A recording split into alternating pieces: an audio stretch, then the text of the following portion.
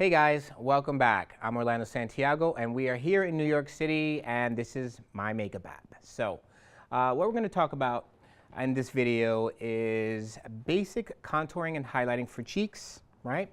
Slash light bronzing. And when I say bronzing, I mean light bronzing, and it's very important because most people still don't know how to really bronze that looks realistic.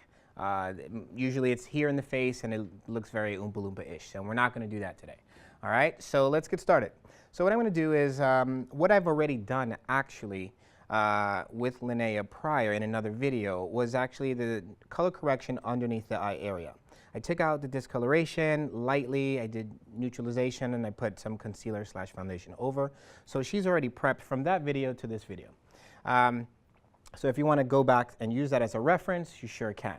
Now, what I'm going to do is, building off this canvas, I'm going to go back and really structure in some contouring because she has an oval face, but her cheekbones is not as high as, as most people's, or some who might have them a lot higher. So what I'm going to do is just use a little bit of depth and dimension, right, to create the illusion of that. And then I'm going to go back at the end and bronze her up. So what I'm going to start off with is, I love this palette. It's a Kat Von D palette. It's a basic contouring palette, and what I like to do first, even though she is a little bit lighter complected, I will go ahead and start with a highlighter. Usually what the highlighter does, it gives me an idea as to where. So in other words, if you highlight first, it'll also kind of tell you exactly where you need to highlight next to it. So, and it's a safer way. Most people will go into a contour, and if it's too dark, you can't do anything about it. You almost have to start all over, remove it, and go back. But if you highlight in certain areas, it'll show you where right next to that you can actually go in with some contour powder or contouring via foundation. Okay. So I like to highlight the center, right? And I will go back and highlight the bridge of the nose. And as you can see, it already starts to kind of brighten up. Okay? And I'm using the two. I'm using like a yellow and sort of a neutral shade. Okay? And what highlighting does, it actually brings these features forward. Okay? So I'm bringing out the bridge of her nose. I'm bringing out the chin just a bit. And now, most importantly, I'm going to bring out the bone. This is the part where it's very important that you actually pay attention.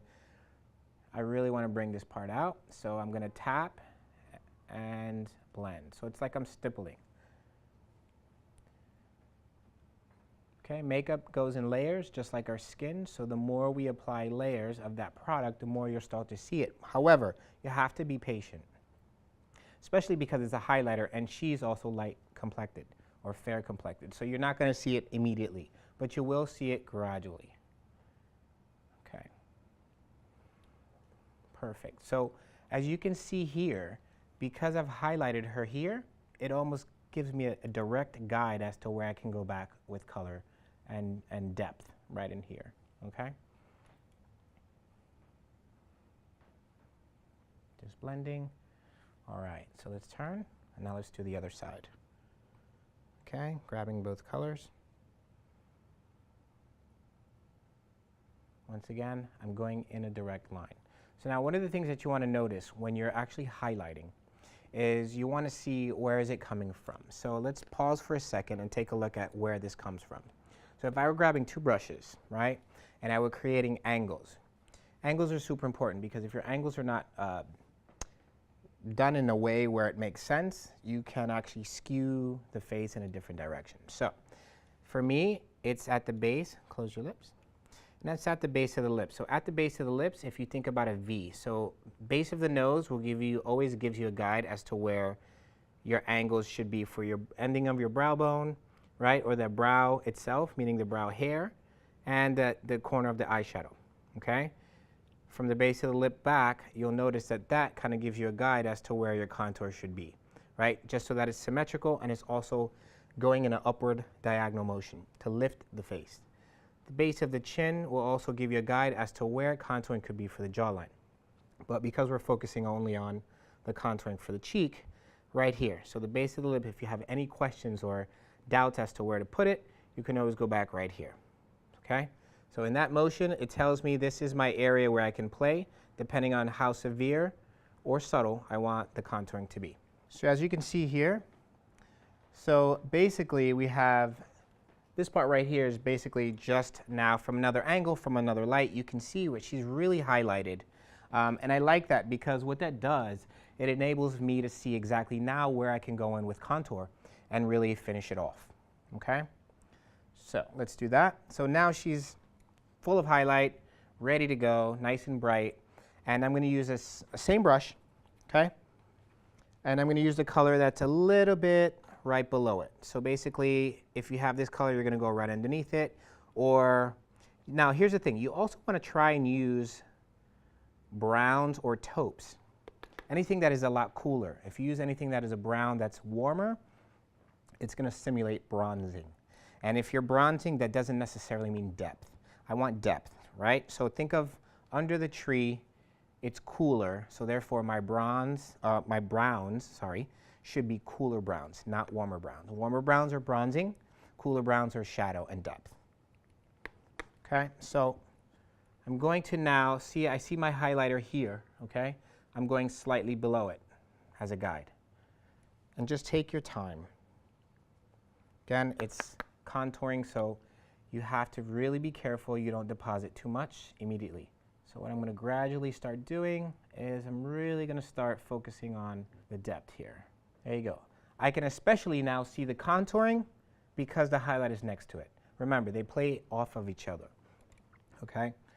So I could always see contour, but I would see it more because now they are next to each other. The highlight and the contour are playing really important roles next to each other.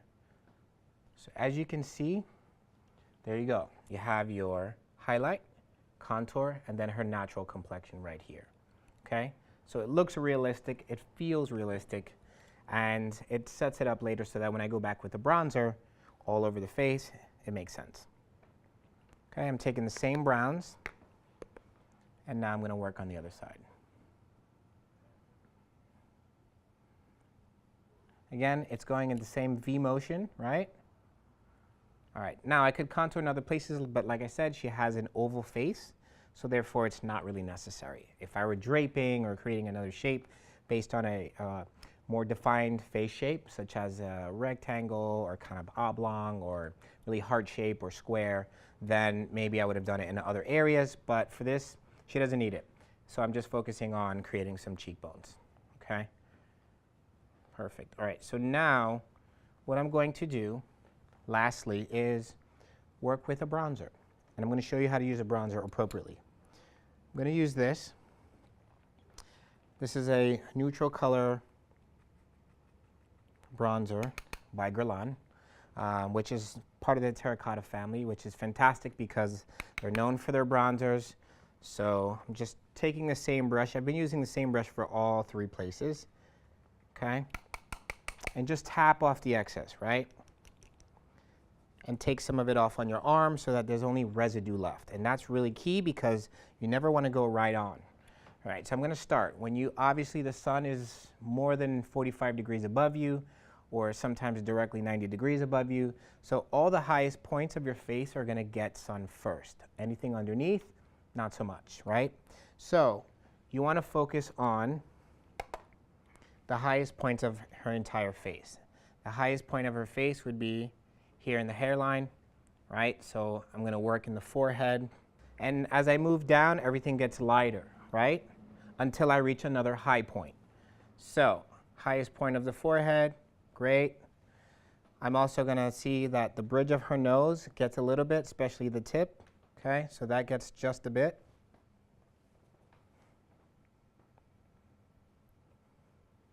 I could also start to work it into the combination of the highlight and contour that I've created prior. So overlapping both. Looks great. See, I'm bringing a lot of warmth to the skin without creating a really, really orange feel to it. Top of the lips, and obviously the chin. So if you're looking at it flat, in other words, if she were laying down on the back of her head, all the highest points would be hit. And that's exactly where I went over with the bronzer to simulate a realistic bronze. And last but not least, I'll take basically a rose water toner, right? And I will lightly spray and let it mist. So what that does, it kind of reactivates, rejuvenates the skin, creating that, going back to skin feel, right? The texture of skin. So it locks in the bronzers, locks in the powders, but also brings back that finish of natural skin. And while it's drying, I will go ahead and use the same brush to press it all in. Okay, so it takes away that powdery finish and creates the illusion of a realistic bronzing. And there we have it. Linnea, thank you for being my model. And what I did on her, just to recap, was I contoured lightly for her cheekbones. And lastly, I went ahead and used a bronzer and included the bronzer into the complexion to look much more realistic. So thank you guys for tuning in. Don't forget to watch our other videos on color theory, full looks, live, pretty much a lot of segments that we have previously recorded or what's to come. Thank you again. Thank you, Linnea, for joining me today. And stay tuned. Look forward to seeing you guys again. Take care.